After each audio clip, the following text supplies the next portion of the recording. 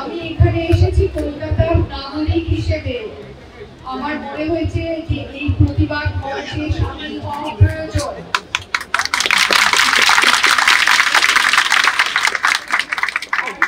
হাসপাতালে যে নৃশংস ধর্ষণের ঘটনা ঘটেছে তাতে আমরা সমস্ত নাগরিকরা প্রতিবাদ জানাতে এখানে এসেছি। ছাত্ররা যে দাবি করেছেন আমি তার সঙ্গে 100% সহমত। আমার সম্পূর্ণ সমর্থন জানাতে আজকে আমি এখানে এসেছি। মৃতার পরিবারকে আমি শুধু বলতে পারি আপনারা কি আমাদের গায়ের উপরে যাবেন? গায়ের উপরে চালাতে জানেন আমাদের সকলের দাবি, ছাত্রদের সঙ্গে আমার দাবি, আর সমস্ত নাগরিকের দাবি যে রাজ্য সরকার যত দ্রুত সম্ভব যুদ্ধকালীন তৎপরতার ব্যবস্থা নিয়ে যাতে সমস্ত মেয়েরা সুরক্ষিত অবস্থায় কাজ করতে পারে।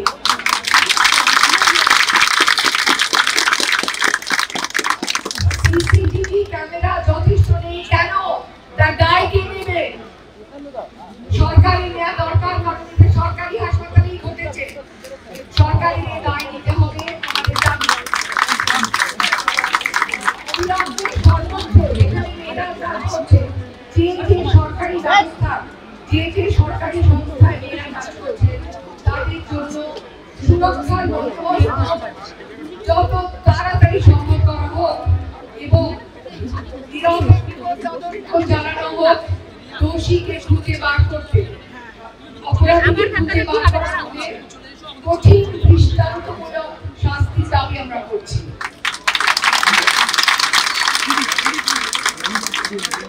আমাদের কতগুলি প্রশ্ন আছে। এই সিভিক ভলান্টিয়াররা কারা? তাকে কেন ঢুকতে দেওয়া হচ্ছে? এই সিভিক ভলান্টিয়ারদের মধ্যেই কিন্তু লুকানো রয়েছে যত নষ্টামি বীজ, এবং এই সিভিক ভলান্টিয়ারদের ঢোকা বন্ধ করা হোক।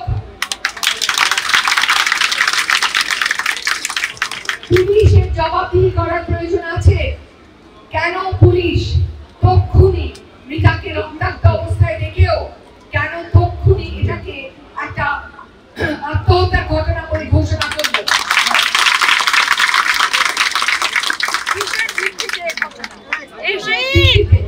কিসের ভিত্তিতে ঘোষণা?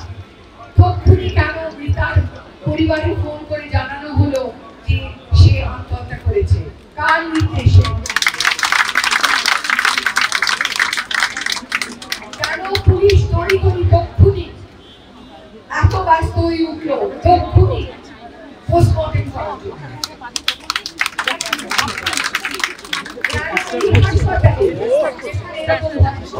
ঘটেছে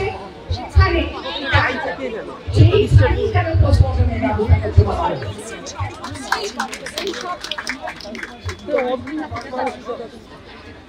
হ্যালো হ্যালো, এইসব প্রশ্ন আমাদের সকলের মনে উঠেছে এবং এইসব প্রশ্নের জবাব আমরা চাই।